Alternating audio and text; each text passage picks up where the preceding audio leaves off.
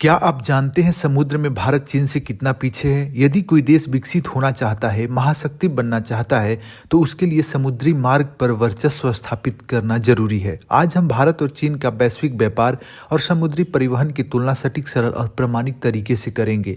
भारत और चीन दोनों ही वैश्विक व्यापार और समुद्री परिवहन के प्रमुख खिलाड़ी हैं, लेकिन चीन का समुद्री और शिपिंग उद्योग भारत की तुलना में कहीं अधिक विकसित और प्रतिस्पर्धी है। चीन ने व्यापक सरकारी समर्थन, सस्ते वित्तपोषण, मजबूत शिप बिल्डिंग क्षमताओं और अनुकूल व्यापार नीतियों के माध्यम से अपने समुद्री क्षेत्र को वैश्विक स्तर पर शीर्ष स्थान पर पहुंचा दिया है। वहीं भारत अभी भी अवसंरचना, वित्तपोषण और नीति निर्माण के कई मुद्दों से जूझ रहा है। हालांकि सरकार को भारत के समुद्री क्षेत्र के विकास के प्रति अपनी प्रतिबद्धता के लिए श्रेय दिया जाना चाहिए, जिसे पहले की सरकारों द्वारा काफी हद तक नजरअंदाज किया गया था। यह प्रतिबद्धता सागरमाला कार्यक्रम में देखी जा सकती है, जिसके तहत पिछले साल सितंबर 2024 तक ही 839 परियोजनाएं प्रस्तावित की गई थी, जिनमें 5.8 लाख करोड़ का निवेश 2035 तक किया जाएगा।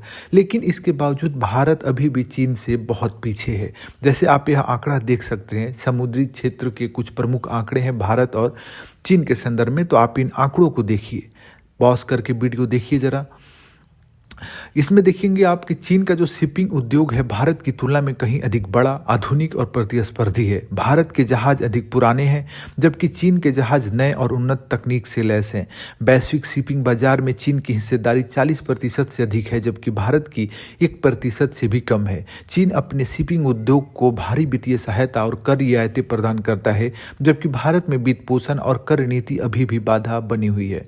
शिप बिल्डिंग के क्षेत्र में यदि इन दोनों देशों की तुलना करें तो देखिए, जहाज निर्माण एक देश के समुद्री क्षेत्र की रीढ़ है और चीन इसमें दुनिया का सबसे बड़ा निर्माता बन चुका है। क्यों बन चुका है भाई? क्या कारण है? जैसे इसकी सफलता के पीछे क्या क्या कारण है? देखिए, सबसे पहला है कि सरकारी वित्तीय समर्थन। सरकार बहुत ज़्यादा वित्तीय समर्थन करती है।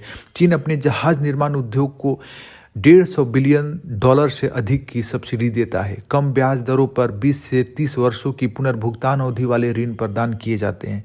शक्तिशाली शिपयार्ड नेटवर्क है चीन के पास। चीन के 5 सबसे बड़े शिपयार्ड दुनिया के शीर्ष 10 में शामिल हैं। 2019 में चीन ने 1291 जहाज़ों का निर्माण किया, जबकि भारत ने केवल 11 किया। सोच के देखिए कितना पीछे हैं हम। नवाचार और अनुसंधान के क्षेत्र में देखें तो स्वचालित और ग्रीन एनर्जी आधारित जहाज़ों पर भारी निवेश चीन कर रहा है। इलेक्ट्रिक और LNG संचालित जहाज़ों का बड़े पैमाने पर भी उत्पादन कर रहा है, जबकि भारत में बड़े जहाज़ों के निर्माण की सुविधा भी नहीं है। स्टील और अन्य इनपुट सामग्री महंगे हैं, जिससे लागत बढ़ जाती है। शिप बिल्डिंग उद्योग पर आयात शुल्क और टैक्स का बोझ अधिक है। सरकार का वित्तीय सहयोग भी बेहद सीमित है। तो कह सकते हैं कि जहाज निर्माण के क्षेत्र में भारत चीन से दशकों पीछे है। यदि भारत को इस क्षेत्र में आगे बढ़ना है तो उसे चीन की तरह सरकारी समर्थन और सब्सिडी बढ़ानी होगी। बंदरगाह के संदर्भ में यदि देखें तो बंदरगाह के विकास और व्यापार संपर्क में चीन के पास दुनिया के 10 सबसे बड़े कंटेनर बंदरगाहों में से 7 है।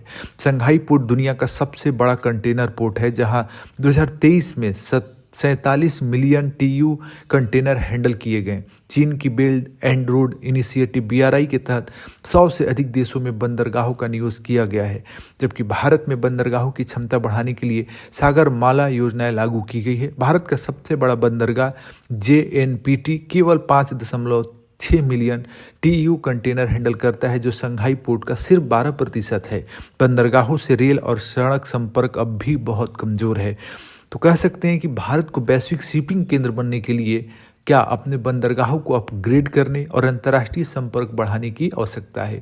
चीन की तरह भारत को भी अंतर्राष्ट्रीय पोर्ट नेटवर्क विकसित करने की रणनीति अपनानी चाहिए। यहाँ पर आप कुछ आंकड़े देखिए, जिसमें समुद्री क्षेत्र में सरकारी नीतियों की तुलना की गई है। तो आप इसको देख सकते हैं, जिसमें सरकारी वित्तपोषण, शिपिंग कर प्रणाली, शिपिंग उद्योग पर ब्याज दर, जहाज निर्माण क्षमता, बंदरगाह विकास इत्यादि है। इसको आप देख सकते हैं। भारत को चीन से क्या सीखना चाहिए? देखिए, समुद्री क्षेत्र में सरकारी निवेश बढ़ाना चाहिए। चीन की तरह शिपिंग और शिप बिल्डिंग उद्योग को अधिक वित्तीय सहयोग और लंबी अवधि के ऋण प्रदान करना चाहिए। कर नीति में भी सुधार करना चाहिए। भारतीय जहाज़ों पर IGST और TDS हटाना चाहिए, जिससे वे विदेशी जहाज़ों से प्रतिस्पर्धा कर सके। बड़े जहाज़ को निर्माण के लिए शिपयार्ड विकसित किए जाएं। स्टील और अन्य सामग्री पर टैक्स में छूट दी जाए। दी जानी चाहिए। आधुनिक और हरित शिपिंग पर भी ध्यान देना चाहिए। चीन ने बड़े पैमाने पर ग्रीन शिपिंग को अपनाया है। भारत को भी एलएनजी और इलेक्ट्रिक जहाज़ों में निवेश बढ़ाना चाहिए।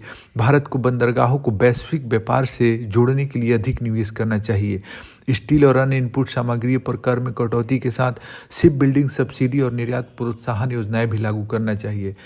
वित्त मंत्री द्वारा 2025-26 के बजट में जो सुधार के लिए कुछ घोषणाएं की गई, जैसे 25,000 करोड़ का समुद्री विकास कोष, बड़े जहाज़ों के लिए बुनियादी ढांचा की स्थिति, शिप बिल्डिंग क्लस्टर को बढ़ावा देने की योजना, शिप बिल्डिंग उपकरणों पर 10 वर्षों तक बेसिक कस्टम ड्यूटी की छूट, भारतीय यार्डों में शिप ब्रेकिंग के लिए क्रेडिट इंसेंटिव और इनलैंड जहाज़ों के लिए टर्न भार कर योजना का विस्तार। लेकिन इसमें क्या क्या चुनौतियां, सीमाएं हैं इसकी, जैसे सरकार केवल एमडीएफ का 49% योगदान देगी, बाकी बंदरगाहों को निवेश खुद करना होगा। 25,000 करोड़ एक ही वर्ष में मिलेगा या कई वर्षों में मिलेगा, यह अभी भी स्पष्ट नहीं है। भारत में शिपिंग उद्योग को सस्ती और दीर्घकालिक फंडिंग की जरूरत है और ग्रीन शिपिंग और पर्यावरण अनुकूल जहाज़ों में निवेश की भी आवश्यकता है। तो निष्कर्ष में हम कह सकते हैं कि सुधार करके भारत चाहे तो चीन की तरह बहुत सारे सुधार, जैसे जहाज निर्माण, शिपिंग वित्त और पोर्ट संपर्क में चीन से प्रेरणा लेकर भारत को तेजी से सुधार करने होंगे। सरकारी सहयोग और अनुकूल नीतियों से भारत अपने समुद्री क्षेत्र को पुनर्जीवित कर सकता है। यदि भारत चीन जैसे रणनीति अपनाए तो वह 2030 तक वैश्विक शिपिंग हब बनने की ओर अग्रसर हो सकता है। इस विषय पर आपकी क्या राय है? अवश्य प्रतिक्रिया करें। यदि कोई सुझाव हो तो अवश्य बताएं, हम उसे जरूर लागू करने का प्रयास करेंगे। बहुत बहुत धन्यवाद।